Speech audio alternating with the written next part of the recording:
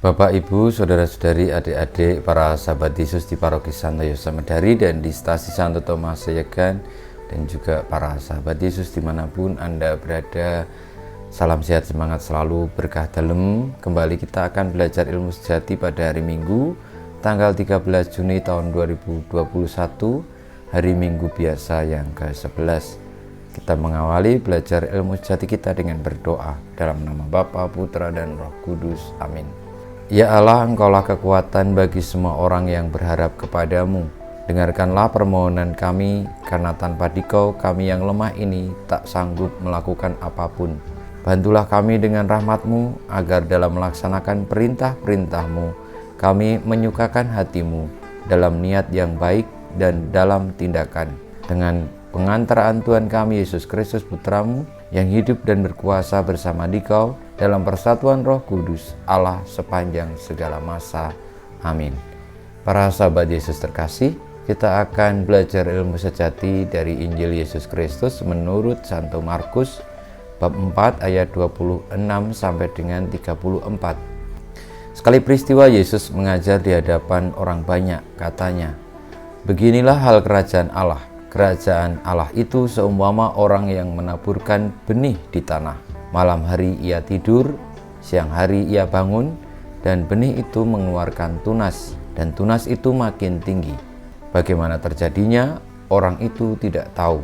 Bumi dengan sendirinya mengeluarkan buah, mula-mula tangkai, lalu bulir, kemudian butir-butir yang penuh isi pada bulir itu.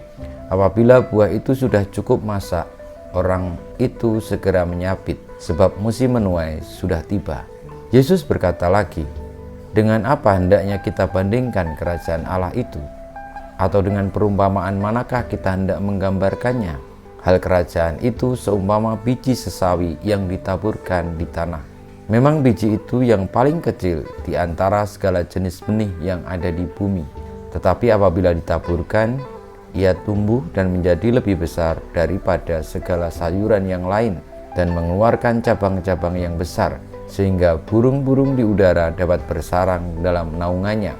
Dalam banyak perumpamaan semacam itu, Yesus memberitakan firman kepada mereka sesuai dengan pengertian mereka, dan tanpa perumpamaan ia tidak berkata-kata kepada mereka.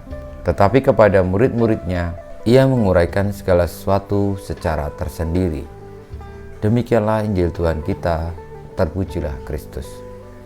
Saudara-saudari, para sahabat Yesus yang terkasih, dalam pengajarannya tentang kerajaan Allah, Tuhan Yesus memberikan kepada kita dua perumpamaan tentang kerajaan Allah, yakni yang pertama tentang benih yang ditabur di tanah, lalu menjadi tunas, dan tunas itu menghasilkan buah, lalu sesudah matang dipanen. Yang kedua tentang biji sesawi yang meskipun bijinya sangat kecil, tetapi ketika sudah tumbuh lalu menjadi pohon yang besar dan menjadi tempat di mana burung-burung bisa bernaung.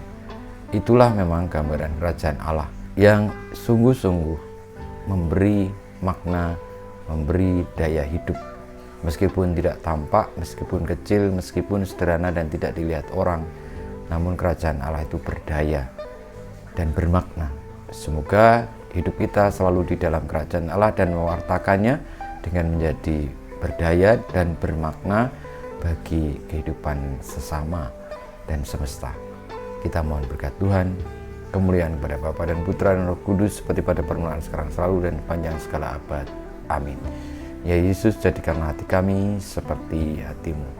Tuhan bersamamu dan bersama rohmu, kita semua hidup kita, perjuangan kita untuk hidup di dalam kerajaan Allah dan mewartakannya dengan menjadi bermakna dan berdaya bagi kehidupan sesama dan semesta, senantiasa dibimbing, dilindungi, diberkati oleh Yang Maha Kuasa, Bapa, Putra, dan Roh Kudus. Amin.